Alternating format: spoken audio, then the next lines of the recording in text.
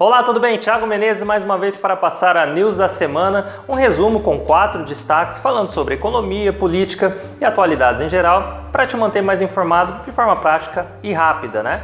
E com um pouco aí de explicação sobre o que implica cada coisa, né? Não só ir jogando um monte de número aí para você.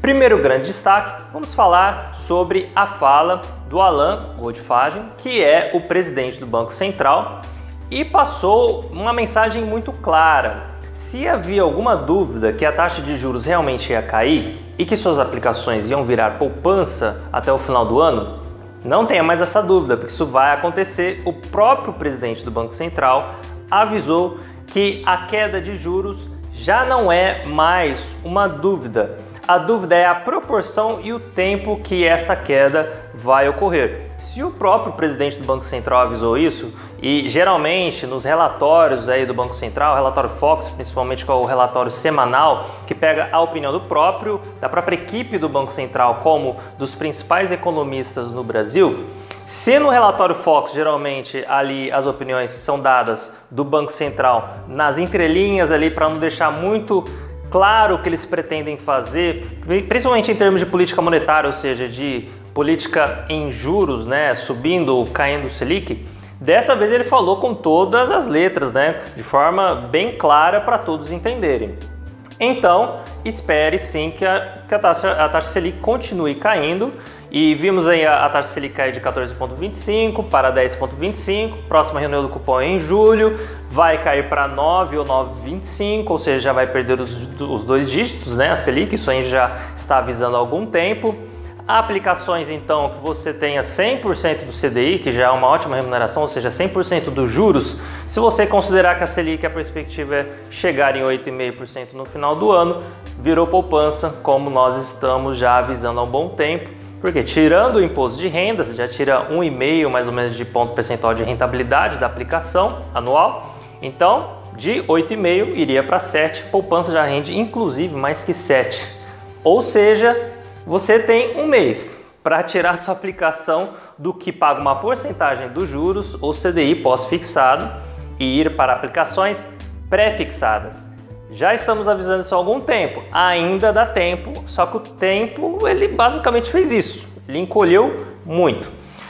E uma fala também bem interessante do Ilan, né, foi fazer meio que uma retrospectiva dos últimos 12 meses. Então ele destacou que fala, nos últimos 12 meses, não, há um ano atrás, nós avisamos que basicamente se houvessem implementações de reformas, né, como reforma trabalhista, reforma da Previdência, que estão ainda no meio do caminho, mas se também houvesse ali um ajuste fiscal, que é a questão do controle de contas do governo, se houvesse ali uma perspectiva e condições melhores para crescimento da indústria, tiveram também algumas medidas para melhorar as condições de crédito e nível de endividamento da população, que foram as mudanças do cartão de crédito, né, que basicamente alterou drasticamente o crescimento de nível de inadimplência e capacidade de endividamento das pessoas, né? Já comentamos sobre essa mudança de cartão de crédito aqui, e várias outras medidas que foram sendo adotadas resultaram em um primeiro semestre agora desse ano de crescimento de em torno de 1%, que ainda é baixo, porém perto de uma queda de PIB de mais de 3,5% seguida em 2015 e 2016, já é de se bater palma, sim. Independente de sua posição política, a economia, e isso é bom para todos nós brasileiros, está começando a andar, sim. Pô, Thiago, mas não acredito, isso é tudo mentira do governo e tudo mais. Olha, quem diz isso não é só o presidente do Banco Central, simplesmente são todos os economistas no Brasil. Então é a mesma coisa que você falar que basicamente você tem um problema de saúde, você agora saiu do hospital e está recuperado, mas você continua dizendo que você tem um problema de saúde e todos os médicos que você encontra dizem que você não tem mais esse problema de saúde. Lógico que é uma comparação um pouco mais otimista, né? Voltando para o problema de saúde, considerando que a recuperação do Brasil, dei até o exemplo, né? O Brasil meio que saiu da UTI, né, nessa crise atual, foi para o quarto de observação e ainda está em observação pedindo para ter alta, mas tem alguma coisinha impedindo, uma gripe, um resfriado, algumas coisas mais sérias. O mais sério seria a crise política que está estragando demais o potencial de crescimento do Brasil. Porém, fato é que ele está a poucos passos de ter alta sim do hospital. O principal responsável, até o Ilan também acabou destacando isso, foi o setor de agronegócios, que sempre foi o setor que salvou o Brasil, né? Enquanto a gente teve aí uma queda absurda, né, um decréscimo, né, na parte de crescimento da indústria, serviço ainda conseguiu aí reagir, mas carro-chefe, agronegócio, então é um negócio sempre o Brasil vai ter que dar valor e foi o que salvou a gente. Agora, e as perspectivas para o final do ano que vem, em termos de PIB, inflação? Vamos ver um pouco o que além do que o Ilan comentou, o que os economistas também acreditam. Primeiro, vai ser agora no mês de junho a primeira vez que vamos ter deflação. Gente, vocês têm noção que é isso? Japão tem deflação há anos, né? Europa tem deflação, já é algo mais comum do outro lado do mundo, mas no Brasil, um país que sempre teve problema de hiperinflação, ou seja, inflação muito alta. Inclusive o Plano Real vai fazer agora aniversário no dia 1 de julho, né? Vai fazer mais de 20 anos de aniversário. E para comemorar, nada melhor do que o primeiro mês em junho, provavelmente vai ser o primeiro mês desde 2006 que teremos deflação, ou seja, de fato a inflação cai 0,07% segundo a perspectiva de economistas, né? Nem estou falando da perspectiva do Banco Central. E a revisão foi feita justamente essa semana. Antes, há 2 semanas atrás, o relatório Focus sai a cada uma semana com a opinião dos principais economistas do Brasil. Perspectiva era de queda de 0,2, depois zerou, perspectiva de 0% de alta de inflação e agora menos 0,07. Isso é uma notícia muito boa, né? E eu torço pelo Brasil sempre em primeiro lugar de qualquer partido e fico feliz de ver, né, a situação de equilíbrio econômico que estamos começando a entrar. Vale lembrar que ainda a política é, digamos, a pneumonia que ainda está segurando o Brasil no hospital, mas sanando a previsão política, com certeza vai entrar muito dinheiro no Brasil de investidores estrangeiros e vai dar uma boa alavancada na nossa economia. Eles estão com a mão no bolso, só estão esperando um pouco mais de previsão. E em termos de perspectiva de inflação para o final do ano, olha que legal, inflação, perspectiva já é bem menor do que o centro da meta, que é 4,5% do Banco Central, e a perspectiva já está em 3,64, diminui em relação à semana passada, perspectiva para 2018 4,33 de inflação, lembrando que significa que a inflação vai continuar subindo, porém já subindo bem menos que 2015, que a inflação foi mais de 10%, né? Já diminuiu para 1/3 praticamente. Então ela continua assim, os preços continuam subindo em média, o IPCA é uma média, é uma cesta de produtos e serviços, pegando uma média onde cada um tem uma participação, né, tenta mensurar o quanto que o nosso custo de vida está crescendo em média. Então, lógico, podem ter itens que estão subindo mais, itens que estão subindo menos e itens que estão caindo de preço, tá? Porém, a perspectiva então é bem abaixo do centro da meta para o ano que vem, perto dos 4,33%. E PIB, crescimento para esse ano é previsto, porém esse foi revisado para baixo. Perspectiva de crescimento final do ano, né, já foi mais de 0,5%, 0,41% na semana passada e 0,4% para essa semana.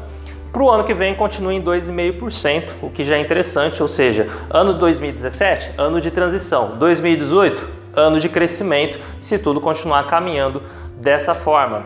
Números bons, números interessantes, Selic perspectiva 8,5% para esse ano e o ano que vem. E até agora temos acertado, os economistas têm acertado bem, inclusive do ano passado também acertamos aí.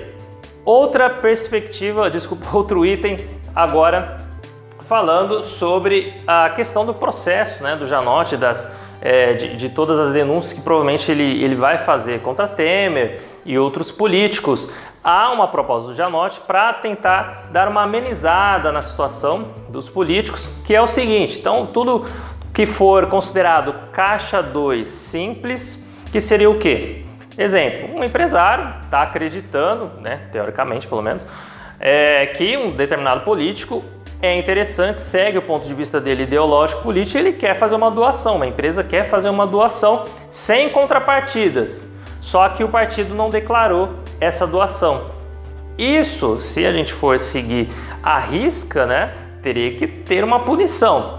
Porém, né, há uma previsão legal, inclusive, que crimes com essa tendência, né, um pouco, né, digamos, menos grave, que teriam que ter penas cumprir penas de até 1 ano, né, de cadeia, esse tipo de crime pode ser enquadrado nessa categoria de caixa 2 simples, e aí quem fez esse tipo de ato poderia cumprir pena apenas com o pagamento de uma multa ou também com prestação de serviços comunitários para a população, desde que ele, antes de chegar à denúncia, ele se declare culpado.